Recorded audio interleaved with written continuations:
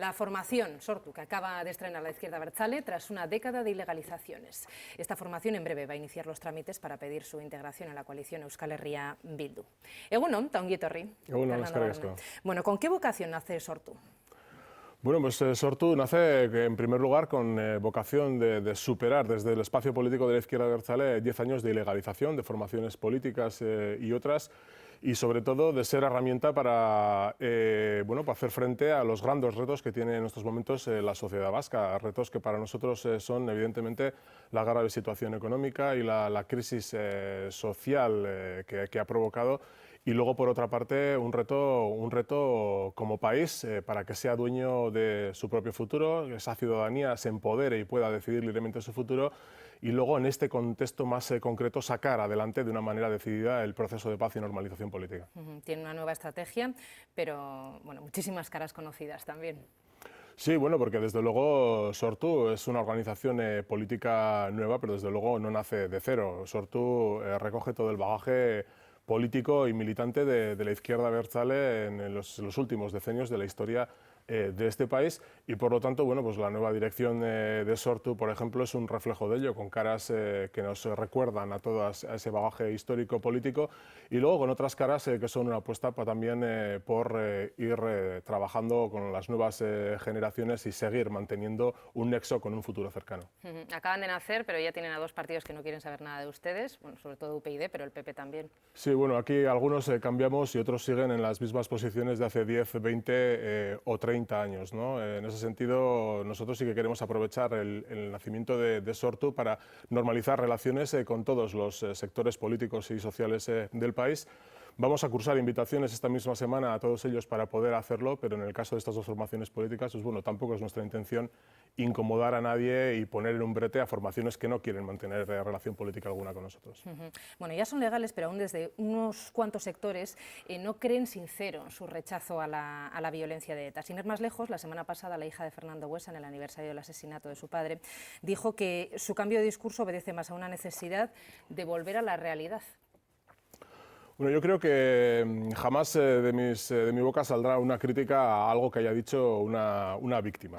Yo creo que las víctimas tienen un derecho vital y humano a poder decir lo que piensen y lo que crean oportuno. Y bueno, pues también los demás tendremos el derecho de tomar en consideración o no esas palabras como en la medida que son las palabras de un ciudadano o una ciudadana más de este país, ¿no? Yo creo que la apuesta que ha hecho la izquierda abertzale es una apuesta políticamente genuina, una apuesta además que está contrastada en la realidad en los últimos 3 años. Y en estos momentos el discurso podrá ser el que sea, pero no hay sector político en el país que piense que es una apuesta hecha a medias tintas o que admita visos de irreversibilidad. Al contrario, la fortaleza de esa apuesta reside en que está hecha en base a un juicio, a un debate, a una decisión propia, y que de manera totalmente unilateral pone sobre la mesa un nuevo modo de hacer las cosas que está en consonancia con las necesidades que en estos momentos tiene el país. La verdad es que están dando unos pasos hasta hace unos años inimaginables, ¿no? Por ejemplo, el que Euskal Herria Bildu participase la semana pasada en un homenaje a una víctima de ETA. ¿Qué sensación les produce a ustedes esto? Bueno, pues yo creo que es algo que es necesario hacer, es algo que venimos haciendo en el último año, año y medio, y desde luego desde la izquierda abertzale manifestamos también desde una visión autocrítica de todo lo que ha sido nuestra actitud referente a las víctimas en el pasado, que es necesario hacer un acercamiento a todo este sector, a todas estas personas que tanto han sufrido y que estaban en la otra parte del sufrimiento en este país.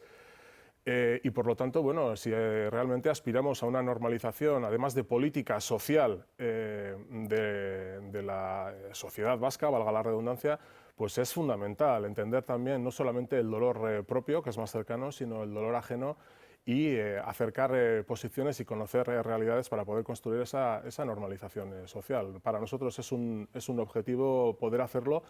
Y respecto a las sensaciones, bueno, pues desde el plano sobre todo humano, pues realmente es impactante, porque se conocen realidades que siempre han estado alejadas, que no son cercanas, pero que me da la impresión son en el fondo y en lo que se refiere al sufrimiento, al padecimiento, al haber sufrido una gran injusticia y una vulneración de un derecho humano personal, pues muy similares al margen de cuál sea la ideología o la situación de esa víctima en concreto. ¿No piensan que esto se podría haber hecho antes?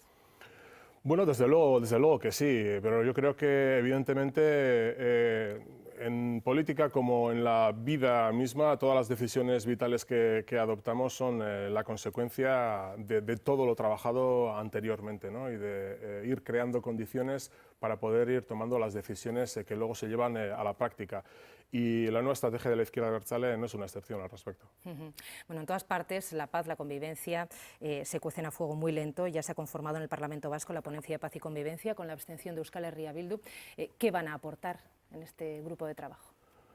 Bueno, pues vamos a aportar una vez más un planteamiento genuino para resolver, en principio para aprovechar esta gran oportunidad que tiene la sociedad vasca, que tenemos todos y todas como país, para pasar carpeta a un conflicto, pasar página a un conflicto político, cerrar esa carpeta, quería decir, y sobre todo, bueno, en estos momentos aprovechar para cerrar esas consecuencias de un conflicto político que ha traído tantas consecuencias violentas durante tantos años, ¿no? Me refiero especialmente a temas como política penitenciaria, presos, víctimas, la propia existencia de ETA como organización política armada todavía hasta la fecha, y luego evidentemente queremos aportar una visión integral. Con eso queremos decir que no solamente se trata de solucionar todos esos flecos del pasado, sino que evidentemente detrás de todo eso hay un conflicto político que necesita una solución en clave política, y es precisamente desde las instituciones y también desde otros foros sociales que en absoluto tienen por qué ser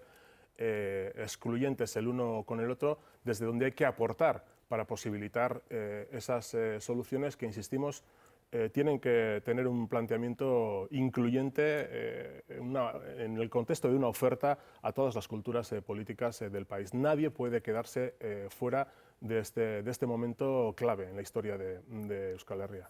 Sortu está pidiendo amnistía escalonada de los presos.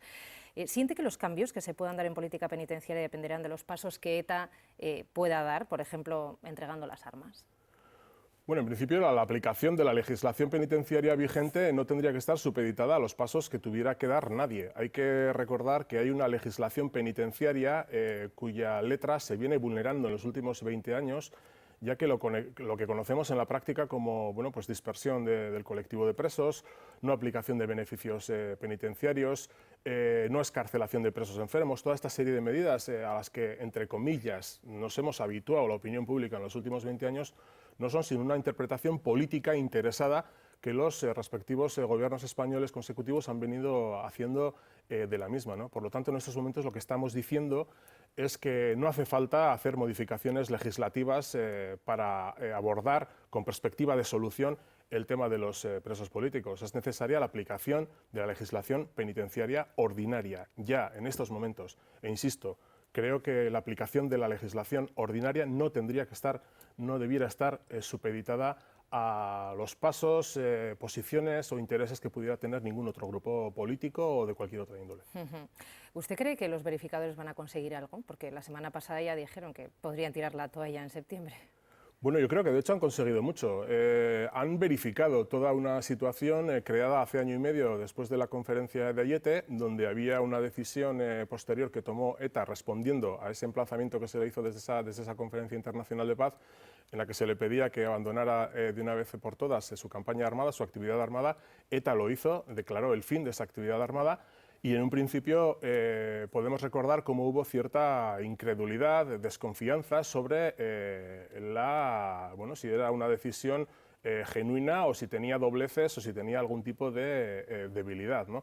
Los verificadores han hecho una gran labor al aportar credibilidad a esa situación, porque precisamente pues es una decisión clave para entender el nuevo tiempo político y social en el país, ¿no? Insisto, en la medida que ha sido una comisión de verificación, ha cumplido, yo creo que ampliamente, sus objetivos. Y yo creo que lo que cabría pensar en estos momentos es si esa comisión debiera en un futuro cercano realizar una labor añadida, más allá de la verificación, que fuera ya en el que abordara de alguna manera un esquema de poner el armamento de ETA fuera de todo uso y en un esquema de decomisión clásico, ¿no? Y bueno, es un reto que tiene la Comisión, pero evidentemente, como nos dijeron hace unos días en la visita que hicieron hace una semana, 10 días, eso va a depender mucho también del margen político de actuación que se le otorgue desde los propios partidos políticos y especialmente desde el Gobierno español. El tema de una entrega de armamento por parte de un grupo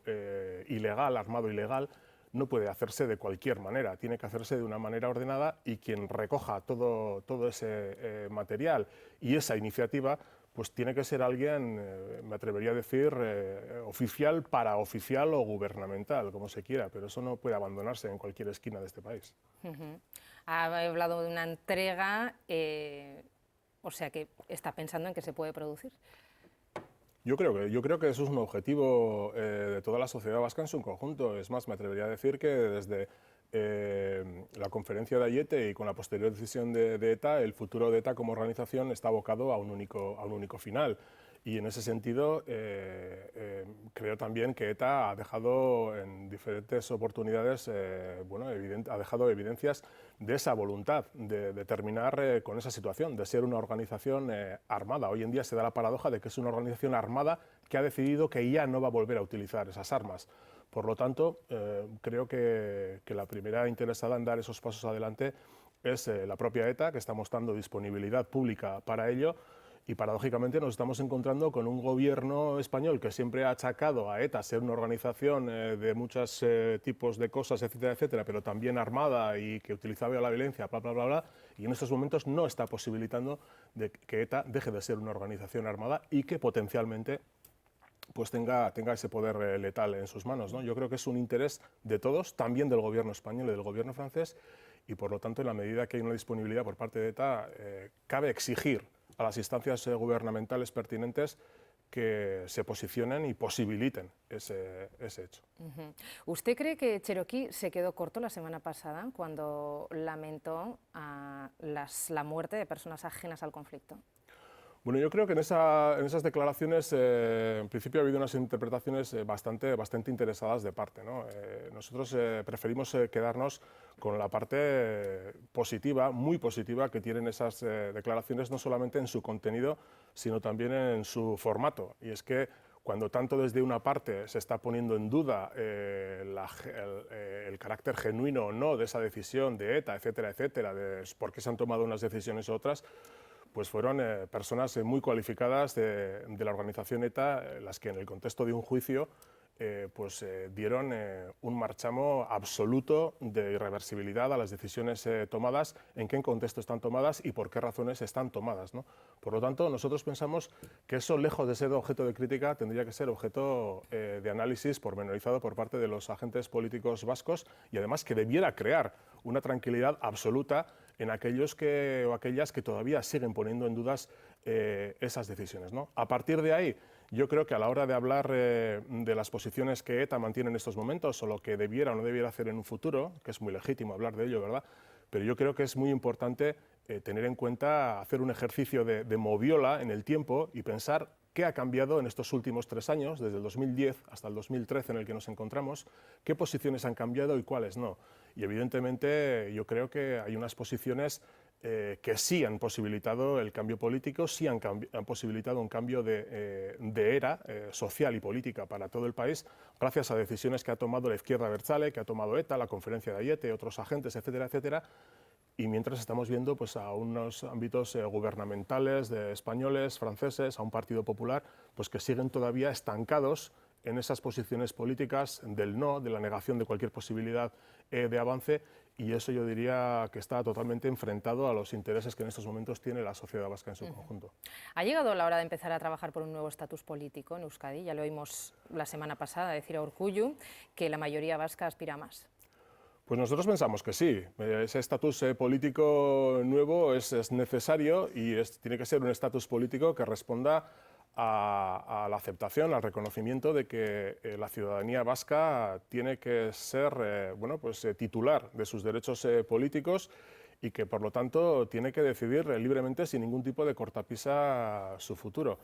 pensamos que es algo fundamental. No estamos hablando de proyectos políticos en concreto, abertzales, no abertzales, de cualquier otro tipo, sino que estamos hablando de un concepto democrático, bueno, pues básico, como es poder decidir libremente sin cortapisas, ¿no? Y nosotros además pensamos que ese ejercicio de decisión tiene que llevarse a cabo considerando a la globalidad del país. Por lo tanto, bueno, ¿cómo tenemos que hacer eso? ¿De qué modos? ¿En base a qué acuerdos? ¿Con qué metodologías? Etcétera, etcétera. Es algo de lo cual tendremos que discutir, pero indudablemente nuevo estatus político para todo el país, basado en el derecho a decidir, por supuesto que sí. Y en eso Sortu tiene la mano bueno, pues extendida a cualquier agente político del país, al Partido Nacionalista Vasco incluido, para hablar de ello y ver cómo se puede llevar adelante. O sea, ¿se plantean una relación, por ejemplo, con el PNV en materias para ir ahondando en la soberanía vasca y con el PSE en materia económica, para ir avanzando y dando pasos en materia económica, por ejemplo? Bueno, nosotros nos planteamos que es necesario avances cualitativos y cuantitativos en esos dos campos, ¿no? Y evidentemente nunca renunciaremos a poder atraer al Partido Socialista a posiciones de defensa del derecho a decidir, como parece ser que está ocurriendo en Cataluña, y hoy es noticia lo que está ocurriendo con los diputados del PSC en el Congreso español, o también tampoco jamás renunciaremos a intentar atraer al Partido Nacionalista Vasco hacia políticas más progresistas y que tengan en cuenta el bienestar social general y no solamente el de una élite política, ¿no? Nosotros pensamos que esos son los dos grandes ejes sobre los cuales tiene que pivotar la política, también la política institucional vasca, y por lo tanto es cierto que esos dos agentes políticos, junto a otros, evidentemente, pues, son de una importancia capital. ¿Y qué relación os gustaría tener con el PP? Con el Partido Popular nos gustaría tener una relación normalizada en la que pudiéramos constatar cuáles son nuestras diferencias, que sabemos que son muchísimas, pero evidentemente el Partido Popular representa a una parte de este país que también tiene que ser sujeto de decisión y que además bueno, defiende unos planteamientos totalmente legítimos a la hora de bueno, pues definir cuál debe ser el futuro institucional de este país o otros planteamientos en temas sociales, ¿no? Por lo tanto, en estos momentos desde Sortu lo que pretendemos es también con el Partido Popular mantener unas relaciones normalizadas. Sin una relación normalizada es muy difícil llegar a ningún tipo de entendimiento. El entendimiento es un objetivo para nosotros, también con el Partido Popular, y eso exige poder mantener unas relaciones normalizadas. Hablamos del repliegue de las fuerzas de seguridad del Estado. ¿Esto es una obsesión nacionalista, como dice el Partido Popular, o es un cumplimiento del Estatuto, como dice el PNV? Bueno, yo creo que no es una obsesión, es una necesidad. En estos momentos hay un planteamiento, tanto en la Comunidad Autónoma Vasca como en Navarra, de potenciación de unas policías de carácter integral, con un modelo sobre el cual bueno, pues, mantenemos grandes discrepancias, pero evidentemente es una policía local que habrá que mejorar, que habrá que cambiar, que habrá que democratizar en muchos aspectos, pero esa es la policía de aquí y la que en principio debiera tener un esquema de servicio y protección a la ciudadanía, ¿no?